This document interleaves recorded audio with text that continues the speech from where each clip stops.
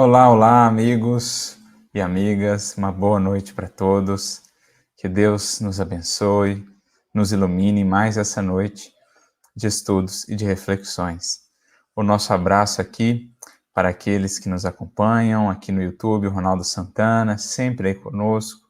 Um grande abraço, meu amigo.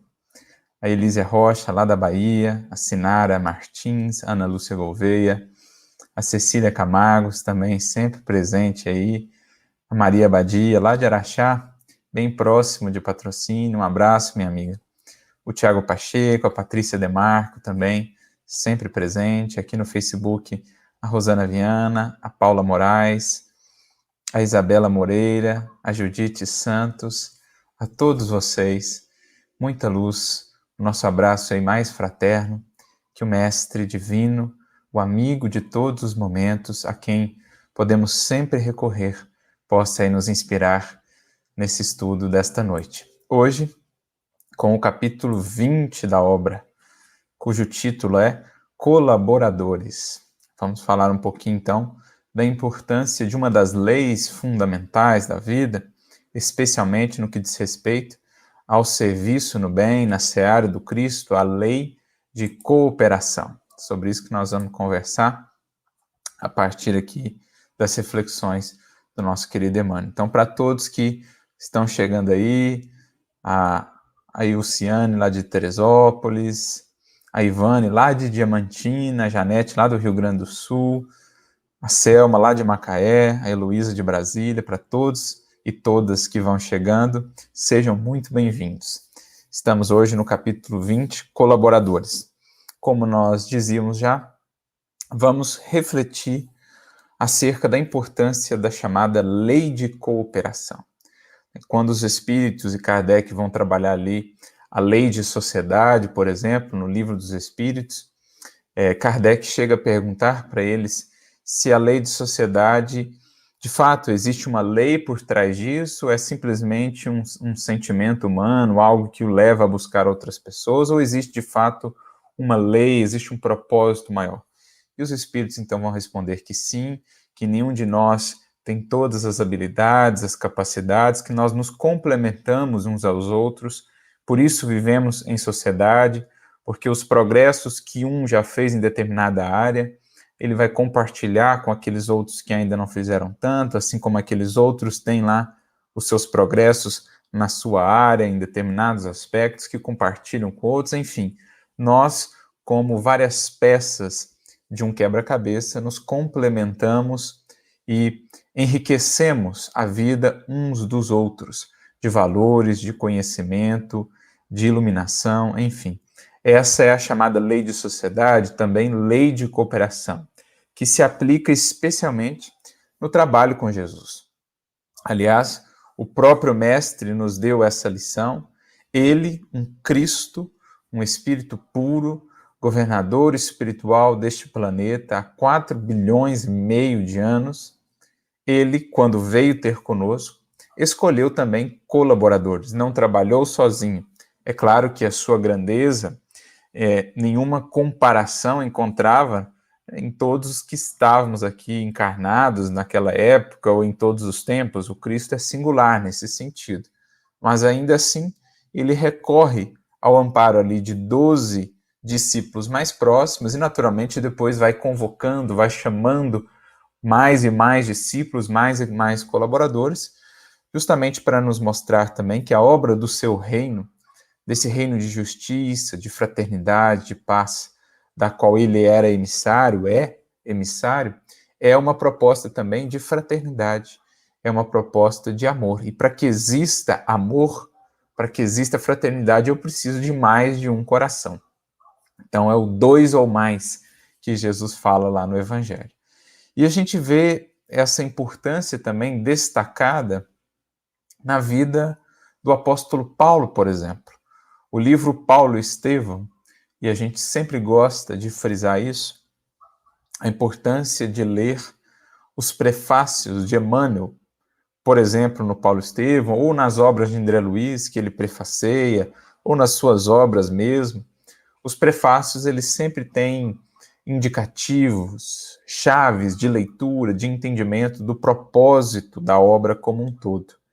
E no caso do Paulo Estevão, não é diferente. Emmanuel nos traz ali 2 propósitos principais para que essa obra pudesse ter nos sido trazida. O primeiro desses propósitos, diz ele, é para nos despertar, a nós cristãos que estávamos meio que entorpecidos, meio adormecidos com relação ao cristianismo e à proposta do Evangelho.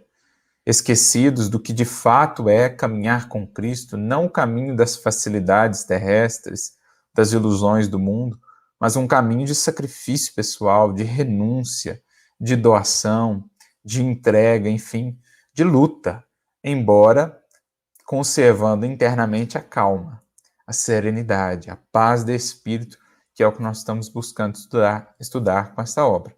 Então, o primeiro motivo que ele apresenta para nós é justamente esse: relembrar o que é de fato o cristianismo, a partir dessas vidas, desses primeiros seguidores, tirar-nos daquele estado de mornidão, de inércia, em que muitos nos encontrávamos no seio do cristianismo.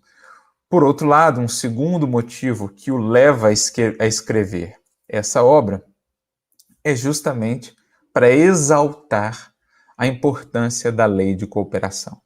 Ele chega a dizer: sem Estevão não teríamos Paulo. E assim, sem sombra de dúvidas, sem uma série de outras personagens, não teríamos Paulo na grandeza a que ele chegou, nos píncaros a que se alçou. Sem Abigail, sem Barnabé, sem Lucas, sem Pedro, sem Tiago, enfim, uma série de outras personagens que poderíamos citar, que fizeram parte desse entrançamento da vida de Paulo, tecelão que a sua vida foi marcada por esse entrelaçamento de muitos fios, de muitos destinos, de muitas vidas, e essas vidas que gravitaram em torno desse ideal dele, do ideal do Evangelho, do seu trabalho, foram vidas sumamente importantes para chegarmos ao Paulo que nós conhecemos, que nós reverenciamos. Então, Emmanuel deixa lá isso destacado no prefácio da obra. O segundo motivo era frisar para todos os cristãos de hoje, do amanhã, de todos os tempos, que a lei de cooperação é a base de qualquer serviço com Cristo. Porque para que algo seja ou tenha o cunho de eternidade, esse algo precisa ser nutrido, precisa ser concebido pelo amor. E o amor só há, de fato, onde há mais de um coração, onde existe intercâmbio, onde existe comunhão de nós para com Deus, para com Cristo e de nós para com os próximos. Então, por isso que para que algo seja efetivamente duradouro, nós precisamos aí de mais de um coração, nós precisamos de lei de cooperação para que o amor possa fluir e dar eternidade ao que ali se processa, ao que ali se opera. Então, só para a gente fazer essa introdução acerca desse título, colaboradores, Emmanuel vai dar um enfoque aqui desse aspecto do trabalho, na seara espírita, na seara cristã, um trabalho no bem, seja ele qual for, que ele vai ter como sustentação um conjunto de corações amalgamados, unidos, fundidos pelo amor, pela fraternidade, pelo bem. E então ele começa assim: obreiros na edificação do mundo melhor não trabalham sozinhos. Então é forte essa frase que ele inicia, né? Obreiros na edificação do mundo melhor não trabalham sozinhos. Por quê? O seu principal capital, a sua principal riqueza, o seu principal alcance deriva justamente do número de corações que esse obreiro do mundo melhor, consegue mobilizar. Caebar mesmo vai ter uma mensagem, uma frase no livro Ceareiros de Volta, em que ele diz que pode-se medir a evolução de um ser, a evolução de um espírito, pelo número de almas que ele influencia para o bem, que ele mobiliza para o bem. Então, se a gente pensar nessas grandes almas que marcaram época, que marcaram o tempo, claro que elas ficaram mais conhecidas, mas por detrás dela, ao lado delas, junto delas, nós vamos ver uma série de corações que abraçaram esses ideais. Então a gente destaca lá o Gandhi, por exemplo. Mas ele teve muitos seguidores e foi justamente esse montante de seguidores, de corações que abraçaram essa proposta, que deram impacto, que deram alcance à sua proposta. Luther King, a mesma coisa. Chico Xavier, a gente olha para o Chico, mas a gente vê quantos corações não se envolveram ali, muitos deles anônimos para o mundo, encarnados e desencarnados, naturalmente. Quantos corações não estiveram ali envolvidos para que a sua obra ganhasse essa dimensão? Então é isso que Emmanuel está dizendo aqui para nós. Obreiros na edificação do mundo melhor não trabalham sozinhos. Mais do que pensando apenas em particularismos, pensando apenas numa carreira solo, eles estão pensando nos corações que podem mobilizar. Claro que muitas vezes nós vamos ter aquele que se destaca, aquele que vai à frente, aquele que tem uma incumbência, que tem uma missão, que assume uma tarefa e que mobiliza, que acaba ganhando mais destaque, sendo mais um referencial, mas sempre a gente vai ter essas vidas secundando esses esforços. Então, essa é a característica que a gente precisa ter sempre em mente em tudo que a gente for fazer, né, na nossa seara espírita, nas nossas atividades no bem. Muito cuidado para que não misturemos a nossa causa aí no bem a uma causa da nossa vaidade, do nosso orgulho, buscando mais do que um trabalho que se espraie coletivamente, buscando um holofote, buscando um destaque. Não, a gente tem que ter esse cuidado. Claro que por vezes o destaque vai vir com o próprio trabalho, com o próprio referencial que o indivíduo acaba se tornando, pelo empenho, pela dedicação, mas ele está sempre mobilizando outros corações, apontando para esses outros corações que também comungam da obra, também comungam do ideal. Então, se a gente pegar, por exemplo, a parábola dos trabalhadores da última hora, é até um aspecto interessante da gente analisar. Aqueles que reclamaram lá no final, né, que trabalharam mais tempo, no fundo eles não estavam pensando na obra coletiva, eles estavam mais focados na retribuição pessoal que teriam. E esquecendo-se da obra coletiva, eles se lamentam com a retribuição que os outros, que trabalharam menos do que eles, mas dá a entender a parábola, que trabalharam com mais afinco, com mais entrega, com mais dedicação, aqueles que trabalharam mais tempo se revoltam, se rebelam ali, porque estavam meio presos ainda à retribuição pessoal mais do que à coletividade, porque se estivessem realmente atentos ao trabalho da coletividade, como aqueles que vieram depois parecem que estavam mais atentos, se aqueles primeiros estivessem mais atentos, quando os que vieram na última hora foram receber as suas retribuições, eles se alegrariam, né? A retribuição de um irmão seu seria acréscimo de alegria para eles, mas como ainda estavam numa obra muito pessoal, muito particularista, muito voltada para um interesse, acabam que diante da retribuição que os seus irmãos recebem, eles se revoltam, eles se rebelam. Então é interessante a gente analisar esse aspecto da parábola dos trabalhadores da última hora também, né? Frisando aqueles da última hora, os que vieram depois, trabalharam talvez cronologicamente menos tempo, mas com mais entrega, com mais dedicação, com mais afinco. Então esse é um outro aspecto da parábola também. Mais do que quantidade, importa na seara do Cristo, na seara do bem, qualidade, entrega, intenção, vale mais do que às vezes tempo de serviço. Isso é muito importante, porque às vezes o indivíduo, nessa carreira solo aí na seara espírita, por exemplo, ele fica preso tenho 50 anos de serviço, 60 anos de doutrina, preso a esses números muito pessoais e particularistas, que não necessariamente indicam qualidade de trabalho, extensão da fraternidade, do bem, inspiração a outros corações. Isso vale às vezes mais, muitas vezes mais, do que só medidas humanas, medidas de tempo, enfim. Importante analisar esse aspecto. Ninguém realiza algo a benefício de todos sem o concurso de alguém. Então, uma frase lapidar. Ninguém realiza algo, não tudo. Cada um de nós realiza algo, porque nós não somos Deus. Nós temos uma parcelazinha que nos cabe na grande obra divina. O nosso tijolinho a colocar ali.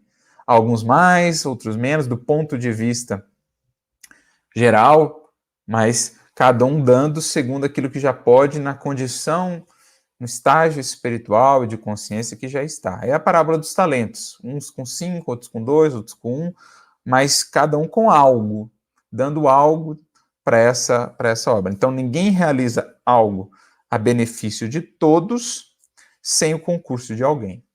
Porque benefício de todos é a própria definição de bem. Quando o bem é muito particular, muito para mim ou apenas para os meus, ele começa a desvirtuar para o mal.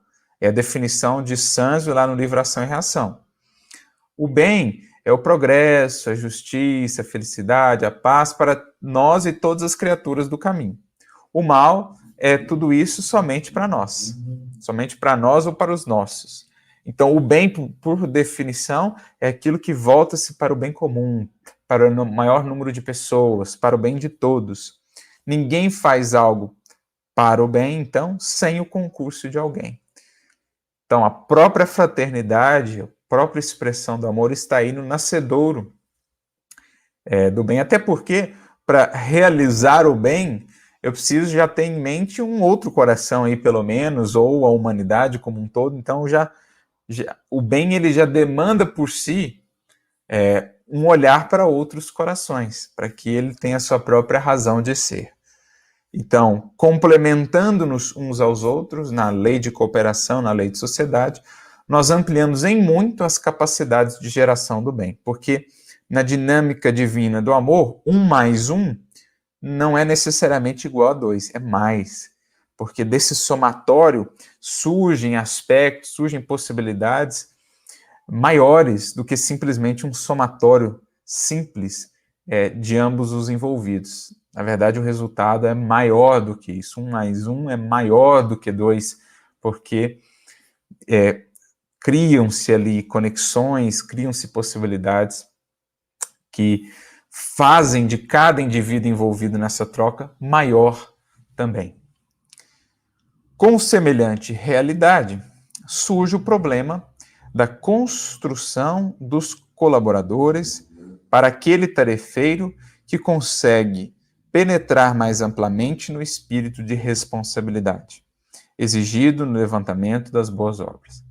Então vão existir espíritos que vão ser os vanguardeiros, aqueles que conseguem penetrar mais amplamente no espírito de responsabilidade, como diz aqui Emmanuel, ou seja, aqueles que, trazendo uma tarefa, uma missão, são os que tomam frente numa determinada realização, os que criam lá um trabalho de assistência, os que criam uma casa espírita, os que assumem uma tarefa, uma obra, algo que vai resultar no bem, isso não só no campo religioso, no campo espiritual, digamos assim, mas também no campo científico, no campo filosófico. Geralmente tem aquele que vai à frente, ele forma ali um conjunto de seguidores, uma escola, um conjunto de discípulos que vão secundá-lo, que vão ampará-lo naquela obra que aquele grupo de espíritos tem a realizar.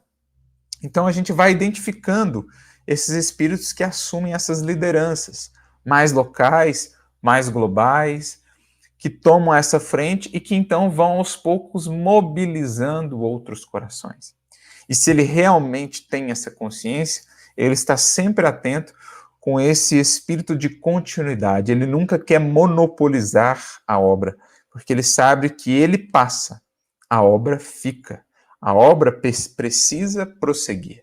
Então a gente tem que ter muita atenção, isso é muito comum em casos de centros espíritas, por exemplo, aquele indivíduo que é um tarefeiro, que é uma pessoa de referência, que inicia a casa, que inicia ali um trabalho, e aí muita gente vai gravitando em torno daquilo, vai tendo nele esse referencial e tal, e ele vai conduzindo, mas às vezes por invigilância ou ainda por imperfeições, ele não atenta para essa continuidade. Fica um trabalho muito centralizado, meio que monopolizado, e daqui a pouco desencarna aquele indivíduo, o trabalho inteiro se desestrutura, ou o centro espírita inteiro se desestrutura. Então, quanto mais consciência esses espíritos têm, esses que assumem essas frentes, essa vanguarda, mais eles voltam-se também para essa preparação de continuadores, para essa formação de discípulos. Quer ver um exemplo clássico disso? O apóstolo Paulo. Todo esse capítulo é bem explicativo da obra e da vida do apóstolo Paulo.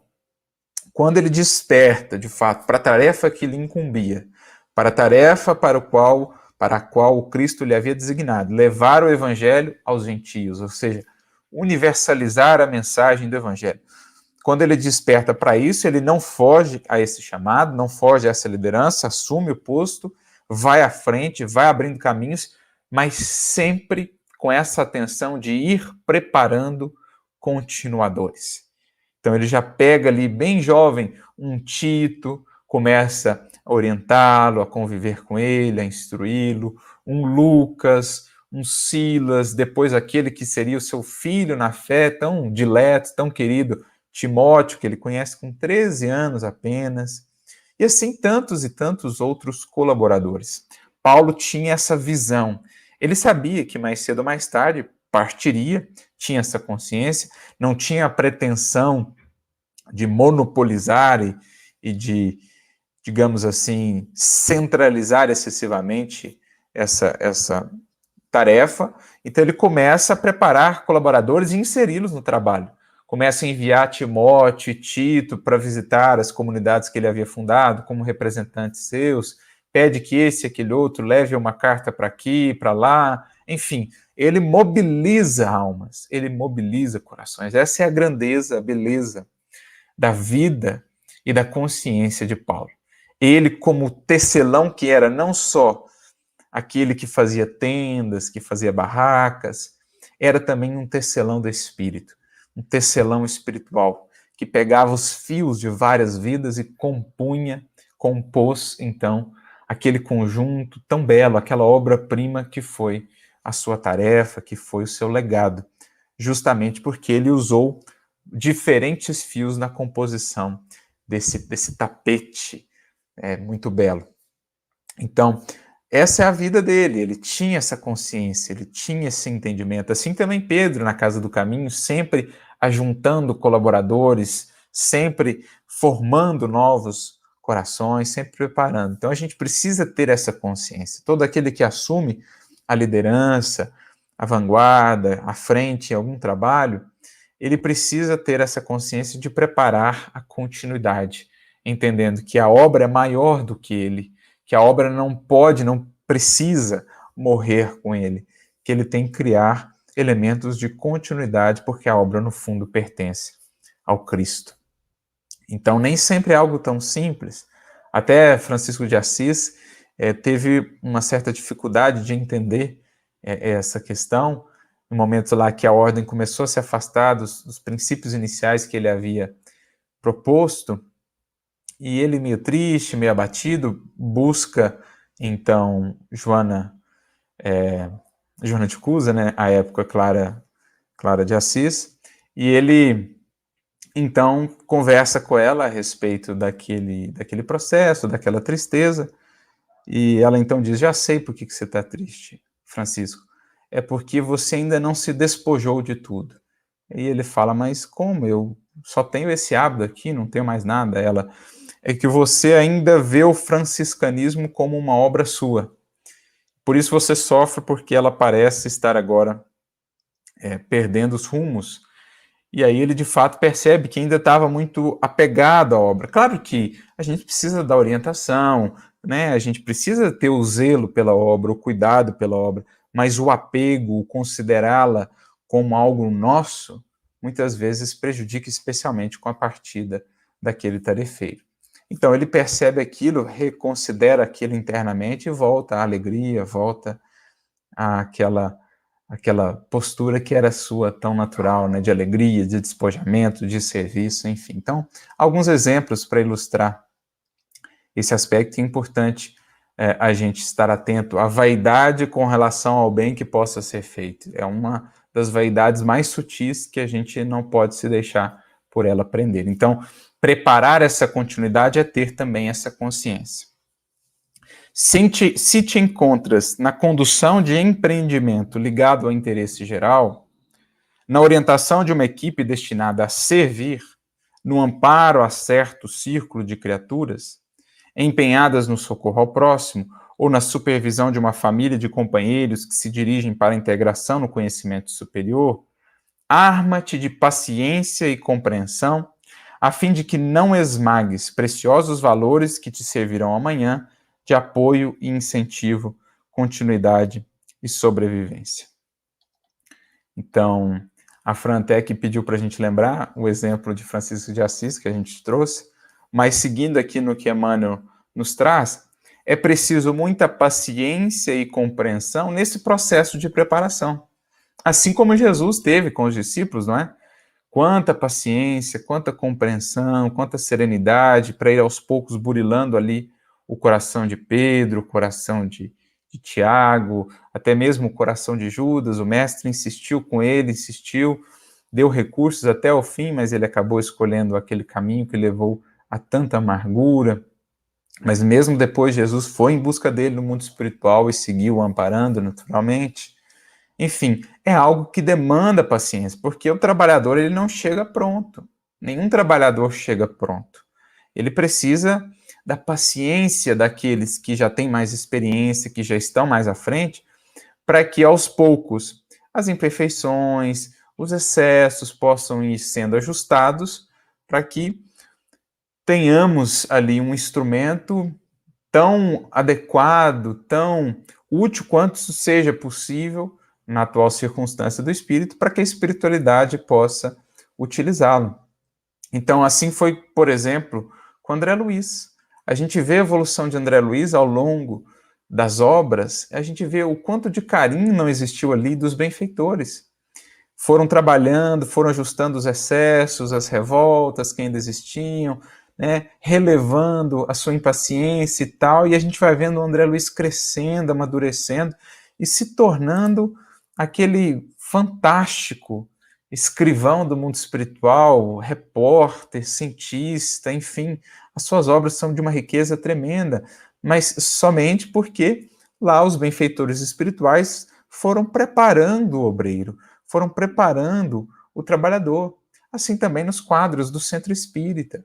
Às vezes, o indivíduo surge lá com uma determinada imperfeição, com um excesso, com um ponto de vista ali não muito adequado e tal, e aí ele já é afastado, digamos assim, colocado em segundo plano por causa daquilo, quando ele teria uma série de potencialidades, se mais bem olhado, se mais bem acolhido, que acabam se perdendo, que acabam se frustrando por conta, às vezes, de impaciência, de um primeiro olhar ali que se fixou, de uma primeira imagem que ficou gravada, sem abrir campo para a interação, para a convivência, para o trabalho no tempo, que aos poucos vai habilitando aquele trabalhador. E às vezes se perde um grande potencial, que se frustra então, que se afasta por conta dessas desilusões. Então, é preciso ter esse olhar, armar-se de paciência e de compreensão.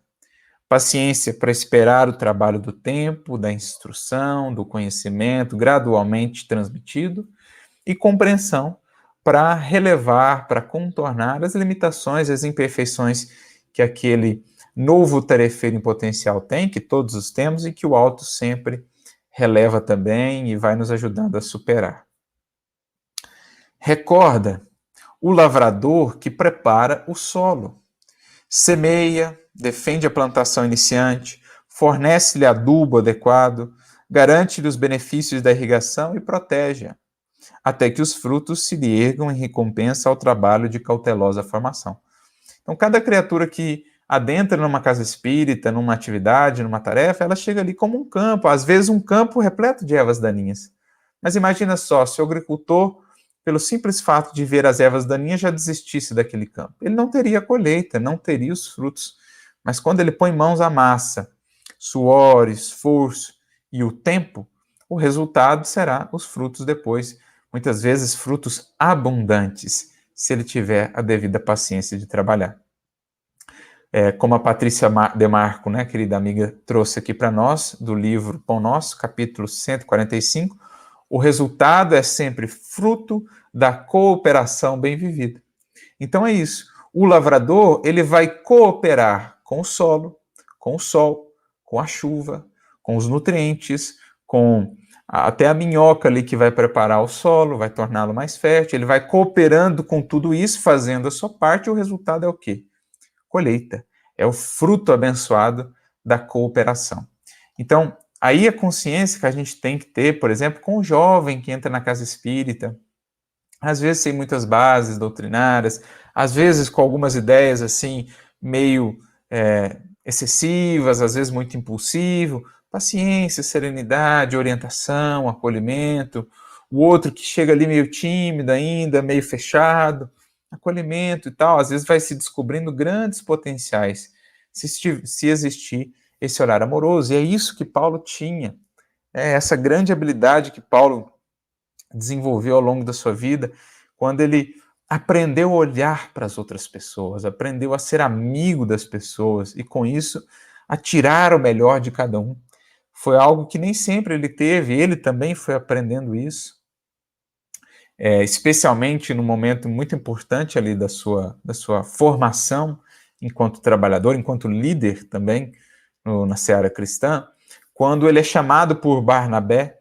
Ele estava em Tarso, já após 3 anos no deserto, 3 anos como tecelão em Tarso. Barnabé vai buscá-lo para a igreja de Antioquia, que estava necessitada de tarefeiros. Paulo chega, tenta ali a tarefa da oratória, não está muito bem, Barnabé o realoca e ele com humildade aceita. E aí ele começa um grupo de estudo ali. Enquanto ele fazia as suas tendas, enquanto ele mexia no tear, ele convidava pessoas de todos os tipos. E ali ficavam conversando sobre as escrituras, sobre o evangelho, e foi ali que ele foi aprendendo a se relacionar, a extrair o melhor de cada pessoa, a olhar para cada pessoa, de fato, a ser amigo. Diz Emmanuel, ali ele aprendeu a ser um coração fiel, um coração que realmente marcava outros corações e que se deixava marcar. Ali ele fez muitos dos seus amigos, das suas amizades, que seriam tão importantes depois, grandes colaboradores, por exemplo, Trófimo, Tito, Lucas, ele conhece ali, enfim, alguns dos colaboradores que foram realmente muito importantes depois para a sua caminhada, e especialmente essa habilidade de aprender a dialogar, de aprender a acolher o outro e interagir com o outro e alcançar o coração do outro. Então, essa foi uma grande habilidade que Paulo teve ao longo da sua vida e que foi essencial para a tarefa que ele tinha, que era uma tarefa de divulgação, que era uma tarefa de ampliação, de criação de laços, de envolvimento de corações. Então, é muito importante esse acolhimento, esse trabalho do lavrador que, diante do solo, não desanima, por mais difícil que seja, pedregoso, com ervas daninhas, aquele coração novo que chega ali na casa espírita, mãos à obra e vamos tirar o melhor dele, porque o alto há de nos amparar sempre. A Patrícia, mais uma vez aqui, trazendo para nós uma contribuição, novamente do livro Pão Nosso, capítulo 145, o mundo é departamento da casa divina.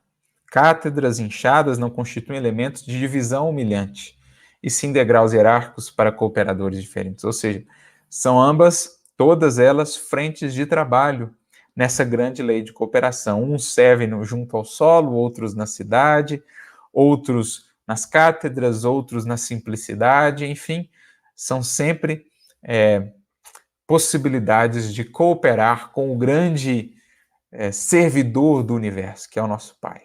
Então, a nossa grande proposta, diz Paulo mesmo na sua carta, vós sois cooperadores, colaboradores de Deus. Esse é o título maior que nós podemos almejar, onde quer que venhamos a trabalhar.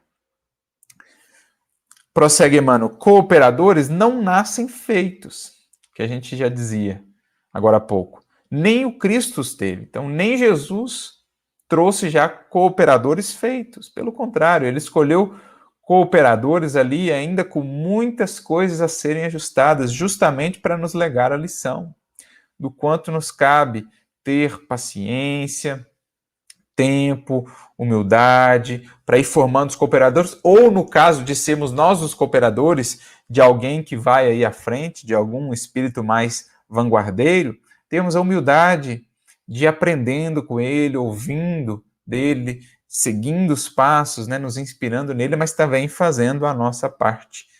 Então, nem o Cristo os teve prontos. Simão Pedro ganhou fortaleza depois da negação. Tomé adquiriu confiança em seguida aos sofrimentos da dúvida. Judas compreendeu as lições do Evangelho a preço de lágrimas. Paulo de Tarso foi recrutado ao serviço da Boa Nova num campo adverso onde a crueldade pautava o cotidiano. Entretanto, Jesus a todos modelou com serenidade e amor, esculpindo em cada um a fidelidade até o sacrifício. Então, a gente lembra aquele momento em que Saulo vai visitar Abigail, ela está prestes a desencarnar, um Saulo ainda muito fechado, muito duro, muito cerrado ao evangelho, àquele Jesus que ele odiava naquele momento, e ela já tinha visto, né, o irmão em espírito que a havia visitado, antevendo, prenunciando já a partida dela, e ela diz assim, olha, o Estevão veio me visitar, e ele disse que Jesus tem grandes esperanças em você. Então, olha que bonito isso. Aquele espírito ainda cerrado, fechado no orgulho, na vaidade, e a espiritualidade ali representada por Estevão, falando em nome do Cristo, diz, olha, ele tem grandes esperanças em você. Então parece assim, inusitado até, né? Como assim? O indivíduo está totalmente fechado e o Cristo está... É assim que Jesus nos vê. É assim que Jesus via Pedro. Quando a gente olha para o Pedro logo ao início, após o primeiro chamado de Jesus para a tarefa, a gente custa acreditar que é depois o Pedro que a gente vê no Paulo Estevão, com tamanha grandeza de espírito, né? Um Pedro conciliador, um Pedro que sempre buscava caminhos, soluções, né? Inspirado na fraternidade, na união, um Pedro que agregava. Nem parece o Pedro que era irascível, que era muitas vezes explosivo, que era duro contra as pessoas. É o Pedro que Jesus já via lá atrás. E repleto de serenidade, de amor, ele ia aos poucos esculpindo naqueles corações, num Tomé que duvidava, num Tiago preso ainda muito às formas, num João e no outro Tiago maior, ainda, né, naquela impulsividade da juventude. Jesus os chama inclusive de Boanerges, os filhos do trovão. Jesus, com serenidade e amor, foi esculpindo em cada coração daquele.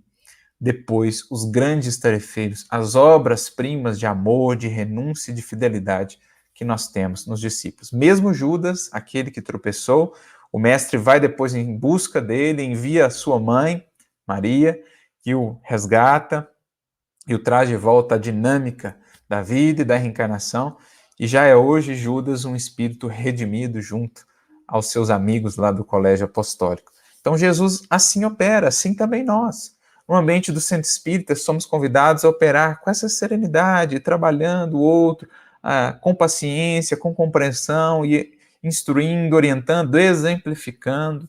Também no ambiente do lar, se está difícil a convivência, vamos aos poucos, com serenidade, paciência, exemplificando, testemunhando, humildade, amor, renúncia, porque isso vai despertando, vai moldando outros corações, vai abrindo novos horizontes.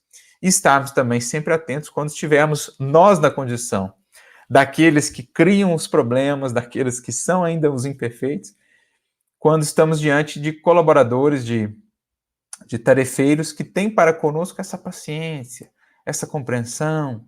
Imagina só conviver com o Chico, com o Eurípides Barçanufo, e poder ir recebendo esse trato deles, esse cuidado, esse carinho, deles ir aos poucos trabalhando ali o coração daqueles que com eles conviviam, convidando-os ao trabalho, à realização. Então, muito bonito isso. Jesus nos deixou essa lição que a gente não pode esquecer. A gente também pode ajudar o outro a cinzelar o seu coração a partir do nosso exemplo. A Janaína aqui para nós no YouTube diz, né, quem tem conhecimento tem uma dívida para com quem tem menos conhecimento. Excelente lembrança. Por isso tantos espíritos já em condições de irem a outros mundos que estão nos auxiliando na caminhada. Exato. Uma ótima lembrança, inclusive, de uma fala de Paulo, quando ele diz que se sentia como que devedor a gregos e a bárbaros, a sábios e a ignorantes. E Emmanuel tem uma mensagem que ele comenta essa fala de Paulo, e ele diz: aquele que sabe mais se torna devedor daquele que ainda ignora, aquele que ama mais se torna devedor daquele que ainda não consegue amar assim. Então ele tem um dever, um compromisso de ampará-lo, de ajudá-lo a se moldar, a se transformar, especialmente pela exemplificação da paciência e da compreensão. Ótima lembrança, amiga Janaína Santana. Vamos ver aqui se temos mais alguma contribuição.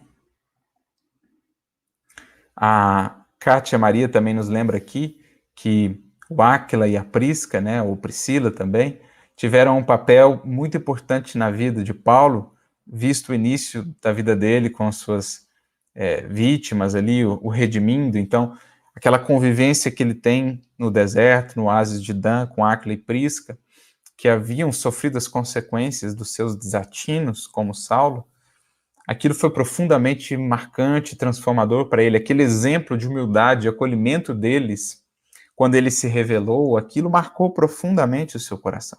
Certamente foi fundamental na formação do espírito de trabalho, de serviço, de renúncia de Paulo. Então, é bonito ver como que um trabalhador, um tarefeiro, ele é o resultado de várias mãos.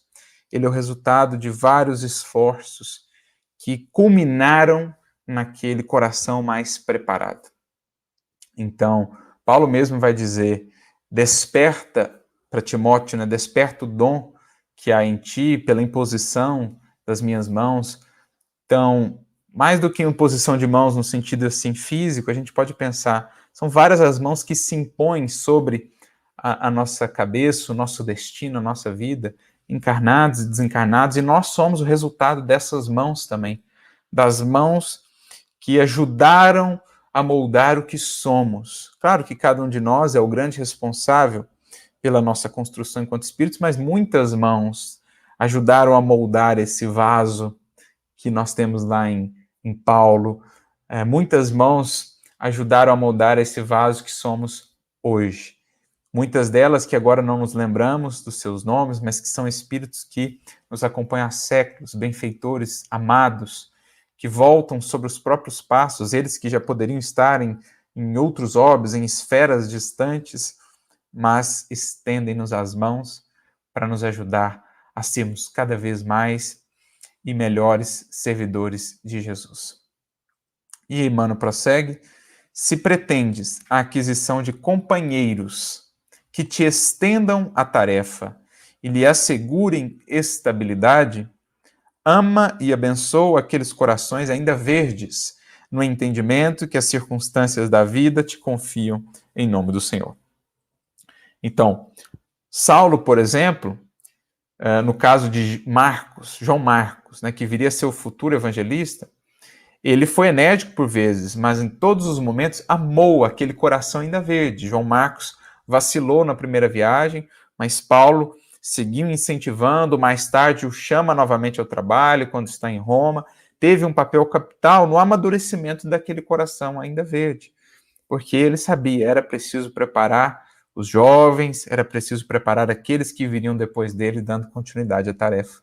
A gente vê isso no Eurípides Barçanufo, preparando a continuidade da sua tarefa, da sua obra lá em Sacramento. A gente vê isso em tantos e tantos corações que, tendo essa consciência, vão aí com amor, com bênção, com acolhimento, amadurecendo os corações ainda verdes, para que sejam depois também frutos dadivosos na seara do Cristo.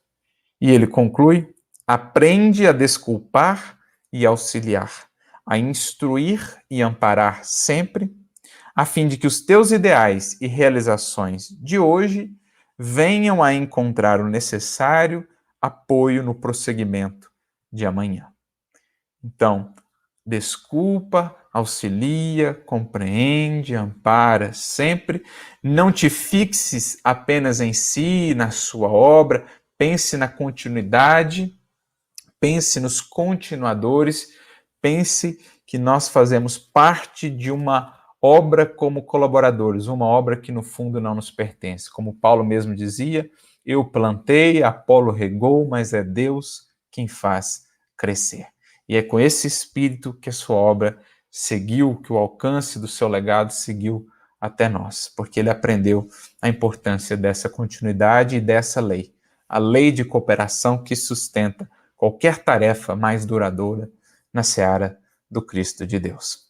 Que nos inspiremos no exemplo até mesmo de Jesus, que escolheu cooperadores, que façamos sim o nosso melhor, se tivermos que tomar aí uma frente de ação, que o façamos com coragem, com humildade, mas sempre também buscando estender mãos, entrelaçar corações para dar perenidade àquilo que se faz em nome do amor.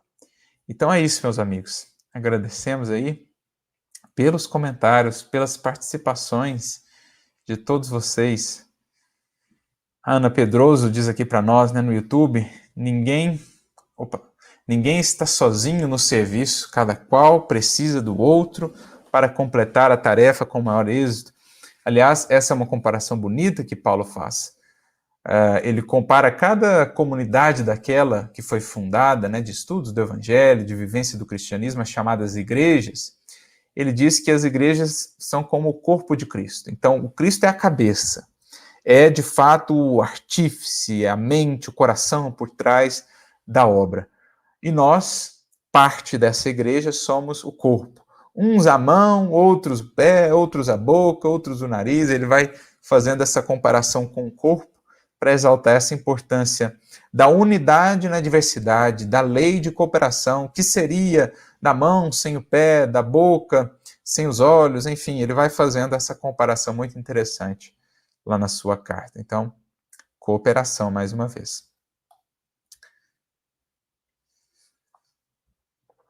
Ana Lúcia Gouveia, que possamos corresponder à confiança que Deus depositou em nós quando nos entregou as capacidades de que dispõe para que pusesse em prática. Então, os talentos que nos foram dados para serem multiplicados, enriquecendo a vida, enriquecendo outros corações e, por conseguinte, também a nós mesmos, enriquecendo-nos de espiritualidade. A Denilze aqui no Face, um grande abraço, minha amiga, acompanhando o estudo do Caminho, Verdade e Vida, lá no NEP Paulo de Tarso. A Maria Souza também, um abraço aqui, que está nos acompanhando pelo Facebook. A Ilciane, lá de Teresópolis. A Aline, lá de Feira de Santana.